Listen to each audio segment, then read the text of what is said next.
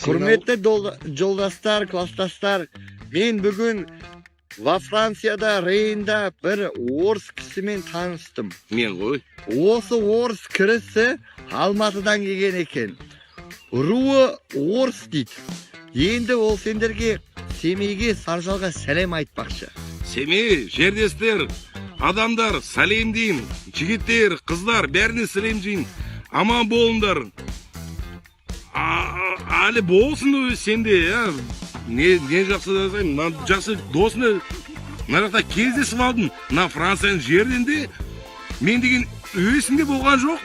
Бір жігітті, күшті жігітті кесем. Осылай болды ғой. Жігіттер, жаман болса аман болайық. Мына пивоны ішіп адам болайық. Осыған да келесік, жігіттер. Давайте, пацаны. Бұл жігіт расында да қазақша жақсы біледі екен, мен өзім таңдалдым. Желсіз түнде жарық ай, сәулесі суда дірілдеп, ауылдың жаңы терең сай, тасыған өзен күрілдеп, қалың ағаш жапырағы, сыбырласып өзді-өзі, көрінбей жердің топырағы, құлпыраған жасыл жер жүзі.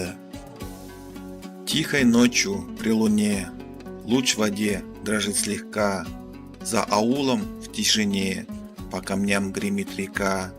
Листья дремлющих лесов меж собою говорят, темной зелени покров, землю все одел до пят.